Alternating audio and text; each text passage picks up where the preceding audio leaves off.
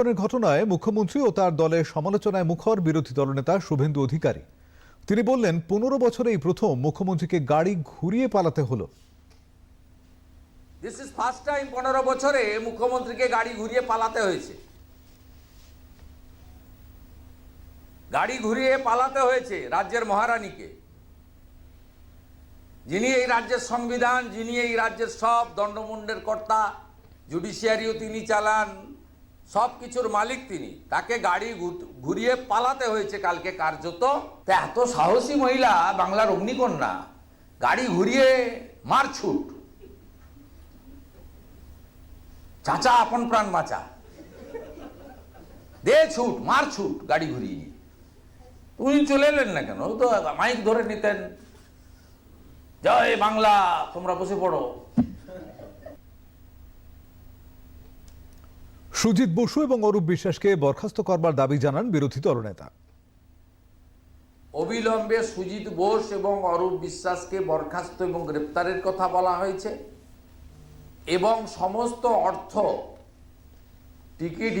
টিকিটের দাম হিসেবে মেসিকে দেখানোর প্রতিশ্রুতি দিয়ে যে অর্থ সংগ্রহ করা হয়েছে, সেই অর্থ ফেরত দেওয়ার দাবি করেছি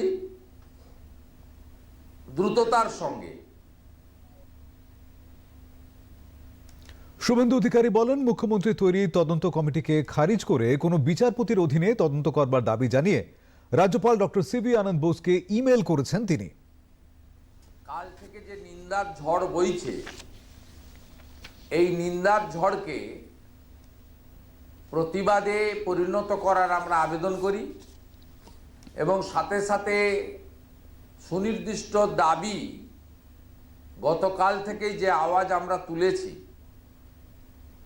এবং বিরোধী দলনেতা হিসেবে আমি মহামহিম রাজ্যপাল মহোদয়, আমাদের সাংবিধানিক প্রধানের কাছে মমতা ব্যানার্জির পাড়ার লোককে দিয়ে লোক দেখানো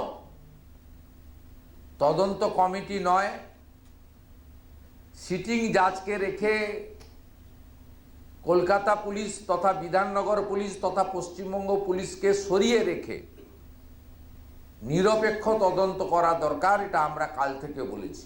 আমি গভর্নর সাহেবের সঙ্গে টাইম নিয়ে দেখা করে আমি যেগুলো ভাবছি বা বলতে চাইছি, আমি কালকে ওনাকে মেল করেও বলেছি যে আপনি চিফ সেক্রেটারিকে অ্যাডভাইস করুন, সরকার সিটিং জাজ চাক, chief justice Kolkata high court acting chief জাস্টিসের কাছে বলুক যে তিনি কোনো সিটিং জাজকে দিয়ে কমিটি করে দিক, সিট বানিয়ে দিক, যেখানে বিধাননগর পুলিশ বা পশ্চিমবঙ্গ পুলিশ থাকবে না।